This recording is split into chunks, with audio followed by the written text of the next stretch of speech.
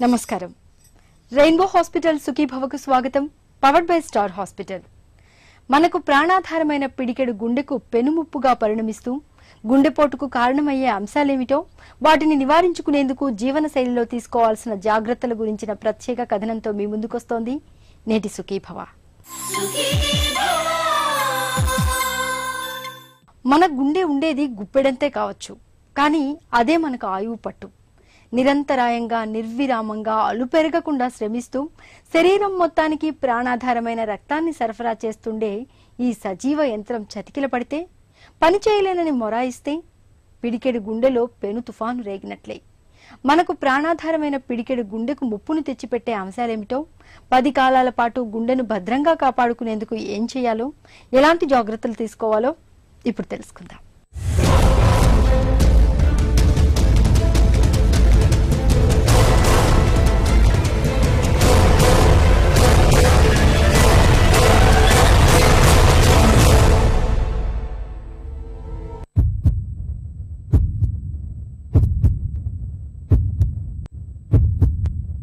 ఈ శబ్దం ప్రాణనాదం, మనిషికి జీవనాదం. నిర్విరామంగా నిరంతరాయంగా స్పందిస్తూ శ్రమిస్తూ శరీరమంతటికీ ప్రాణవాయువునందించే సజీవ యంత్రం సవ్యంగా సాఫీగా పనిచేస్తున్నప్పుడే మన బతుకుబండి ముందుకు సాగుతుంది. ఈ పిడికెడు కండరాల సంచిలో ఎక్కడ ఏ చిన్న అవాంతరం తలెత్తినా, అవరోధమేర్పడినా అది మన పాలిట శరాఘాతమే. గుప్పెడు గుండెలో రేగిన పెను తుఫాను మొత్తంగా మన ప్రాణాల్నే ప్రమాదంలోకి నెట్టేస్తుంది. ఇవాళ ప్రపంచవ్యాప్తంగా ప్రతి ఏటా సుమారు 173 కోట్ల మంది గుండె జబ్బులు, రక్తనాళాల జబ్బుల మూలంగానే అసువులు బాస్తున్నారన్నది చేదు నిజం. ఈ గుండెపోట్లు ఈ మధ్యకాలంలో చాలా ఎక్కువగా చూస్తున్నాము. ఈ సమస్య ఎంత తీవ్రంగా ఉంది అంటే మనకి ప్రతి నిమిషము 4 గుండెపోటుతో మరణిస్తున్నారు. చింతించాల్సిన విషయం ఏంటంటే ఎక్కువగా ఈ మరణాలు 30 నుంచి 50 సంవత్సరాల వాళ్ళలో జరుగుతుంది. దీనికి అనేక కారణాలు ఉన్నాయి. దీంట్లో ముఖ్య కారణం ఏంటంటే డయాబెటీస్ అనేది చాలా ఎక్కువగా చూస్తున్నాము. దానివల్ల ఈ గుండెపోట్లు చాలా ఎక్కువ జరుగుతున్నాయి. అలాగే స్మోకింగ్ కూడా చాలా ఎక్కువగా ఉన్నది మన కంట్రీలో. ఈ వెస్టర్న్ కంట్రీస్తో కంపేర్ చేస్తే ఇంకా చాలా ఎక్కువ మంది, ఎస్పెషల్లీ యంగ్స్టర్స్ బాగా స్మోక్ చేస్తూ ఉన్నారు. కొలెస్ట్రాల్ లెవెల్స్ కూడా మన భారతీయుల్లో డిఫరెంట్గా ఉంటాయి. అంటే టోటల్ కొలెస్ట్రాల్స్ ఎక్కువ ఉండిపోయినా కొంచెం చెడు కొలెస్ట్రాల్, ఎల్పిఏ అనే ఒక చెడు కొలెస్ట్రాల్ ఎక్కువగా ఉండటము, అలాగే హెచ్డిఎల్ అనే మంచి కొలెస్ట్రాల్ తక్కువగా ఉండటం వల్ల ఈ cholesterol, total cholesterol, HDL balance సరిగా ఉండకపోవటం వల్ల కూడా గుండెపోట్లు ఎక్కువగా ఉంటుంది. అలాగే ఈ హై బ్లడ్ ప్రెషర్ ఒకటి సరిగ్గా గుర్తించిపోవటము, సరిగ్గా కంట్రోల్ చేయకపోవటము, దానివల్ల కూడా ఈ హార్ట్ అటాక్స్, గుండెపోట్లు చాలా ఎక్కువగా ఉంటుంది. అలాగే ఎక్కువ మంది ఎక్సర్సైజ్ చేయకపోవటం వల్ల వీళ్ళు ఓవర్ వెయిట్ ఉండటము, అలాగే మనకి చాలామందికి సెంట్రల్ ఒబిసిటీ అంటాం, అంటే నడుం చుట్టూ ఈ ఫ్యాట్ చేరటం వల్ల అది కూడా గుండెపోట్లకు ఒక ముఖ్యమైన కారణము. స్ట్రెస్ లెవెల్స్ కూడా ఇప్పుడు మోడర్న్ డే లివింగ్తో పెరగటం వల్ల that also leads to increased heart attacks అన్నమాట. ఇవన్నీ కాకుండా మనకి కొన్ని జెనెటిక్ రీజన్స్ కూడా ఉన్నాయి. దానివల్ల కూడా ఎక్కువ గుండెపోట్లు చూస్తున్నాము. మన జీన్స్ వేరేగా ఉండటం వల్ల మనకి గుండెపోట్లు ఎక్కువగా వస్తున్నాయి. దీనికి ఎగ్జాంపుల్ ఏంటంటే మనవారు తరతరాలుగా విదేశాల్లో ఉన్న అక్కడ వాళ్ళతో పోలిస్తే మనకి గుండెపోట్లు ఎక్కువగా వస్తాయి. ఇంకా వేరే కారణాలు ఏంటంటే మనకి జెనెటిక్గా మనకి డయాబెటీస్ అనేది చాలా ఎక్కువగా వస్తుంది. ఇప్పుడు వరల్డ్ పాపులేషన్లో యావరేజ్గా 6 to 7% డయాబెటీస్ ఉంటుంది. కానీ మన ఇండియన్స్లో 14 నుంచి 16% వరకు డయాబెటీస్ ఉన్నారు. డయాబెటీస్ ఉన్నవారిలో మామూలు వాళ్ళతో కంపేర్ చేస్తే 3 నుంచి 4 రెట్లు ఎక్కువ ఛాన్సెస్ ఉన్నాయి ఈ గుండెపోటు రావడానికి. అలాగే మనకి కొలెస్ట్రాల్, టోటల్ కొలెస్ట్రాల్స్ మరీ ఎక్కువగా ఉండకపోయినా ఎల్పిఏ అనే ఒక డేంజరస్ చెడు కొలెస్ట్రాల్ చాలా ఎక్కువగా ఉంటుంది. అలాగే హెచ్డిఎల్ అనే మంచి కొలెస్ట్రాల్ తక్కువగా ఉంటుంది. అలాగే మనకి చూస్తే చాలామందికి మన భారతీయుల్లో గుండెకి రక్త సరఫరా చేసే రక్తనాళాలు సన్నగా ఉంటాయి. ఈ అన్ని కారణాల వల్ల మనకి వేరే వాళ్ళకన్నా గుండెపోట్లు ఎక్కువగా వస్తున్నాయి. కొలెస్ట్రాల్ గుండెకు సంబంధించిన మొట్టమొదటి శత్రువు ఇదే. చూడ్డానికి మైనంలా మెత్తగా ఉండే ఈ కొవ్వు పదార్థం రక్తనాళాల్లో బ్లాకులుగా అడ్డంగా పేరుకుపోవడంతో రక్తం సరఫరాకు ఆటంకం ఏర్పడుతుంది. బ్లాకుల మూలంగా క్రమంగా రక్తనాళాల పరిమాణం సన్నగా కుచించుకుపోతుంది. రక్తనాళాల గోడలు కూడా దెబ్బతినిపోతాయి. ఇదొక విష వలయంలా మారి చివరకు గుండెపోటు, పక్షవాతం వంటి ప్రాణాంతక విపత్తులు వచ్చిపడతాయి.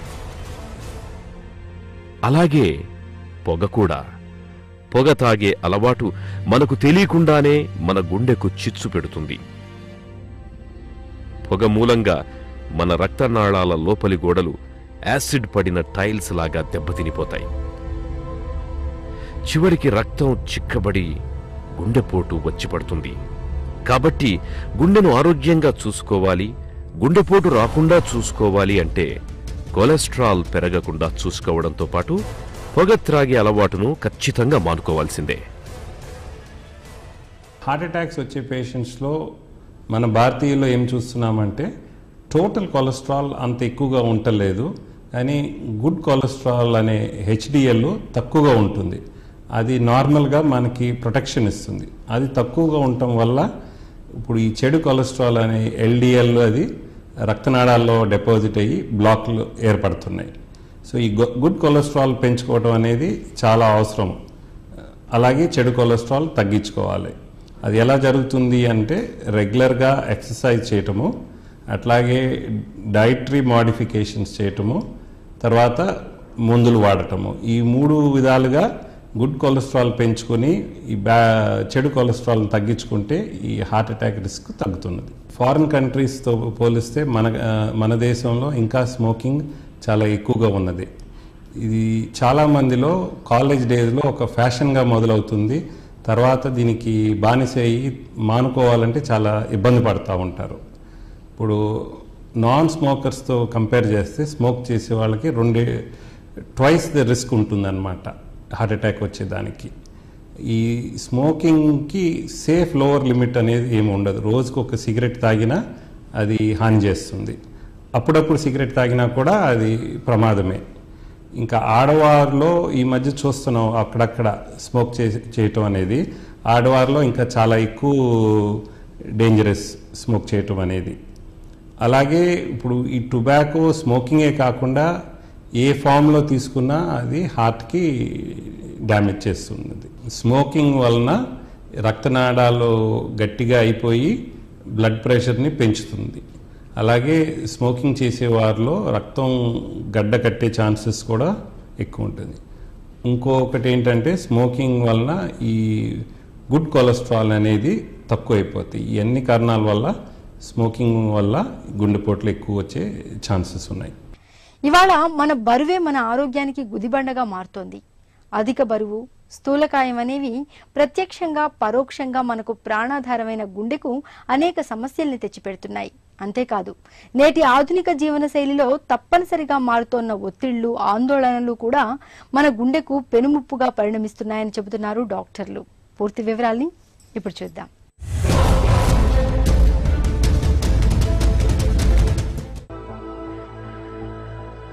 షుగర్, హై బీపీ ఇవి 2 గుండె పాలిట రాహుకేతువుల్లాంటివి.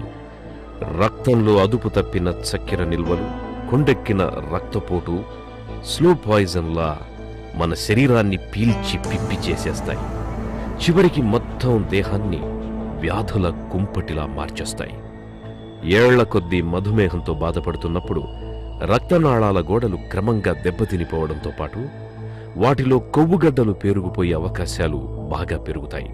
అలాగే హై బీపీ కూడా రక్తనాళాల్లో తీవ్రమైన ఒత్తిడితో రక్తం ప్రవహించాల్సి రావడం అన్నది అంతిమంగా రక్తనాళాల గోడల్ని దెబ్బతినిపోయేలా చేస్తుంది.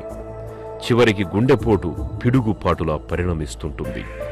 ఈ ముప్పును తప్పించుకొని 10 కాలాల పాటు గుండెను భద్రంగా ఉంచుకోవాలి అంటే మందులు, ఆహార నియమాలు, వ్యాయామాల సాయంతో బీపీ, షుగర్ జబ్బులను తప్పనిసరిగా అదుపులో ఉంచుకోవాల్సిందేనని చెప్తారు డాక్టర్లు.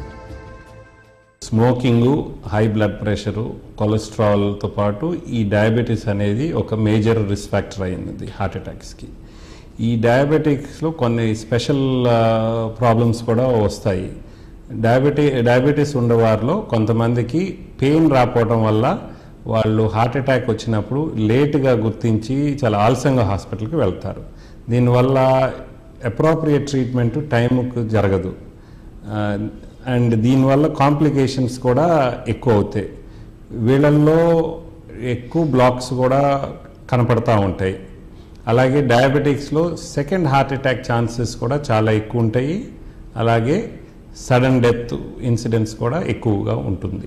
అందుకని డయాబెటిక్స్ ఉండేవారు రెగ్యులర్ హార్ట్ చెకప్ అనేది చాలా అవసరము. అట్లాగే వాళ్ళు రెగ్యులర్ ఎక్సర్సైజ్ చేయటము, వాళ్ళ బ్లడ్ షుగర్స్ బాగా కంట్రోల్లో పెట్టుకోవాలి. అండ్ బ్లడ్ ప్రెషర్ని కూడా చాలా టైట్ కంట్రోల్లో ఉంచాలి. ఈ హై బీపీ వల్ల ఈ పెరాలిటిక్ స్ట్రోక్స్, కిడ్నీ ఫెయిలియర్ కాకుండా హార్ట్ అటాక్స్ కూడా ఎక్కువగా అవుతుంది.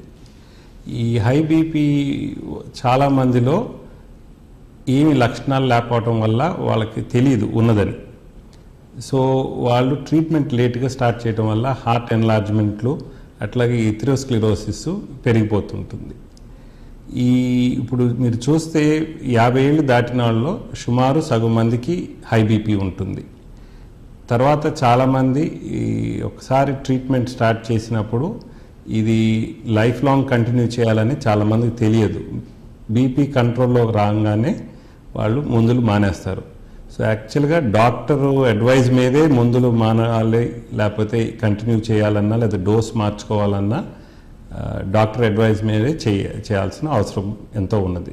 బీపీ తగ్గించుకోవటానికి మందులు ఒకటే సరిపోదు. దాంతోపాటు ఆహారంలో సాల్ట్ తగ్గించుకోవాలి. పేషెంట్స్ వెయిట్ రిడక్షన్ కూడా చాలా ఇంపార్టెంట్. అంటే రెగ్యులర్గా ఎక్సర్సైజ్ చేసి వెయిట్ రెడ్యూస్ చేస్తే ఇది బీపీ రిడక్షన్లో చాలా దోహదపడుతుంది. Larger the waist line, shorter the life line. నడుము చుట్టుకొలత పెరుగుతున్న కొద్దీ మనకు జబ్బుల తాకిడి కూడా ఎక్కువేనని మీకు తెలుసా? ముఖ్యంగా నడుము చుట్టుకొలత ఎక్కువగా ఉన్న వారికి గుండె జబ్బులొచ్చే అవకాశాలు మిగతా వారితో పోలిస్తే బాగా ఎక్కువగా ఉంటున్నట్లు ప్రపంచవ్యాప్తంగా అనేక అధ్యయనాలు చెబుతున్నాయి. ఒక తీరు తెన్నులేని ఆహారపు అలవాట్లు, బద్ధకపు జీవనశైలి, శారీరక శ్రమ ఏమాత్రం లేకపోవడం, ఇవన్నీ మన బరువును క్రమంగా పెంచుతూ చివరికి అధిక బరువు, స్థూలకాయాన్ని మనకు శాపాలుగా అంటగడుతున్నాయి. బరువు పెరుగుతున్న కొద్దీ కొలెస్ట్రాల్ నిల్వలు, ఇన్సులిన్ నిరోధకత పెరగడం, చివరికి షుగర్ జబ్బు రావడం, ఇలా సమస్యల చిట్టా పెరిగిపోతూ ఉంటుంది. ఈ పరిణామాలన్నీ చివరికి మన గుండెకు ఎసరు పెడుతుంటాయి.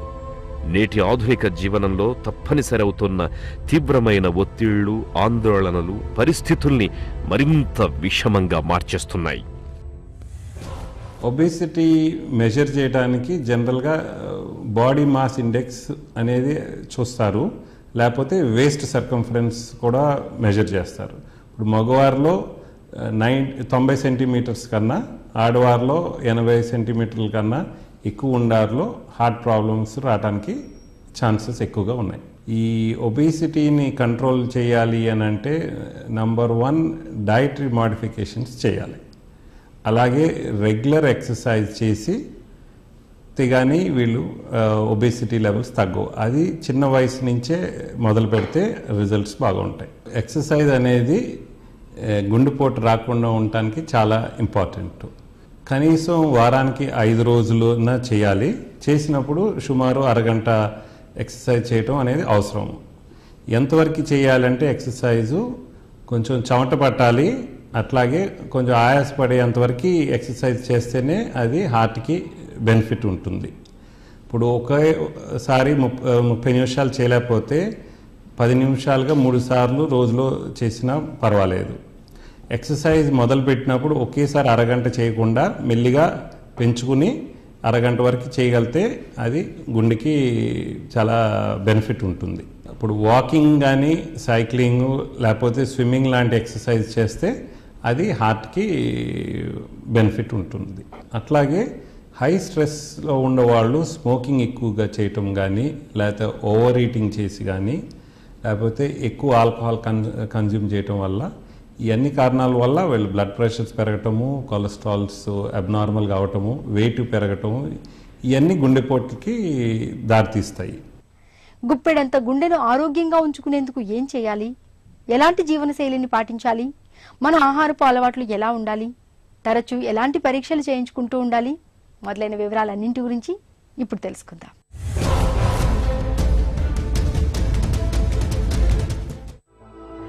రక్తంలో గ్లూకోజ్ శాతం 100కు చేరుకోవడం, రక్తపోటు 125కు పైగా ఉండడం, కొలెస్ట్రాల్ నిల్వలు 200కు అటు ఇటుగా ఉండడం, 30 దాటిన బాడీ మాస్ ఇండెక్స్, ఇవన్నీ మన గుండెకు ప్రమాద ఘంటికలు మోగించే సంకేతాలే.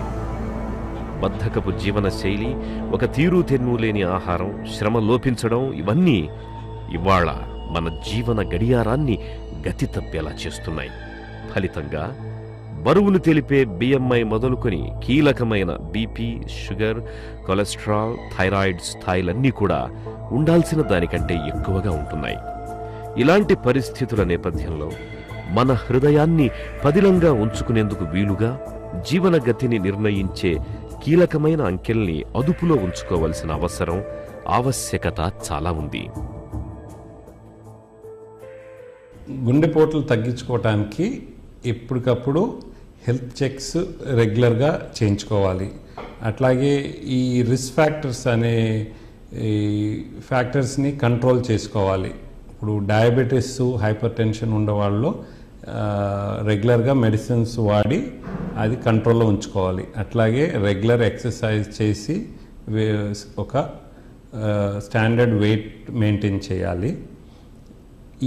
ఇవన్నీ చేస్తే హార్ట్ అటాక్ వచ్చే రిస్క్స్ బాగా తగ్గుతాయి. అట్లాగే ఏదైనా సిమ్టమ్స్ కనపడినప్పుడు త్వరగా డాక్టర్ దగ్గరికి వెళ్ళి అడ్వైస్ తీసుకోవాల్సిన అవసరం ఎంతో ఉన్నది. అట్లాగే ఫైనల్గా నేను చెప్పదలుచుకుంది ఏంటి అంటే, ఈ గుండె జబ్బులకి, ఈ హార్ట్ అటాక్స్కి చికిత్సలు అందరికీ అందుబాటులో తీసుకురావాలి. వీటితో పాటు మనము స్ట్రెస్ని కంట్రోల్ చేసుకోవటం ఎంతో అవసరము. అండ్ ఆల్సో ఎక్సర్సైజ్ని జీవితంలో ఒక భాగం చేసుకోవాలి. గుండెను మనం కాపాడితే అది మనల్ని కాపాడుతుంది. ఇది అక్షరాల నిజం. మన గుండె చిక్కుల సాలెగూటిలో చిక్కుకోకుండా ఉండాలంటే రోజువారీ ఆహారంలో కొవ్వుల్ని, నూనెల్ని సాధ్యమైనంత తక్కువగా తీసుకోవాలి. పళ్ళు, కూరగాయలు, ఆకుకూరల్ని ప్రతిరోజు తప్పనిసరిగా తీసుకోవాలి. రోజు గంటపాటైనా వ్యాయామం చెయ్యాలి. తేలికపాటి నడకైనా చాలు, అది గుండెకు ఎంతో మేలు చేస్తుంది. ఇప్పటికే హై బీపీ, షుగర్ జబ్బులున్నప్పుడు మందులు, ఆహార నియమాల సాయంతో వాటిని చక్కగా అదుపులో ఉంచుకోవాలి. ఒత్తిళ్లను తట్టుకునేందుకు యోగా, ధ్యానం, ప్రాణాయామాల సాయం తీసుకోవడం మంచిది. పొగ, మద్యం వంటి అలవాట్లకు ఎంత దూరంగా ఉంటే అంత మంచిది. ఏడాదికోసారి తప్పనిసరిగా జనరల్ హెల్త్ చెకప్ చేయించుకుంటూ ఉండాలి. ఇలా అన్ని రకాలుగా జాగ్రత్తలు తీసుకోవడం ద్వారా గుండెతో పాటు మొత్తంగా మన ఆరోగ్యాన్నే భద్రంగా ఉంచుకోవచ్చు. చక్కటి ఆహారపు అలవాట్లను పాటించడం, రోజు శరీరానికి చాలినంత శ్రమను కల్పించుకోవడం, చెడు వ్యసనాలకు దూరంగా ఉండటం, తరచూ లిపిడ్ ప్రొఫైల్ పరీక్షలు చేయించుకోవడం, ఈ ఆరోగ్య సూత్రాలను మనసా వాచా పాటిస్తుంటే చాలు, గుండెతో పాటు మొత్తం ఆరోగ్యాన్ని భద్రంగా ఉంచుకోవచ్చు. తిరిగి రేపటి సుఖీభవలో కలుసుకుందాం. మీకేమైనా ఆరోగ్య సమస్యలుంటే వెంటనే మాకు రాయండి. మా చిరునామా Sukhibhava, ETV 2, Ramoji film city, Hyderabad 501512 లేదా sukhibhava@etv.co.in కు ఈమెయిల్ చేయండి.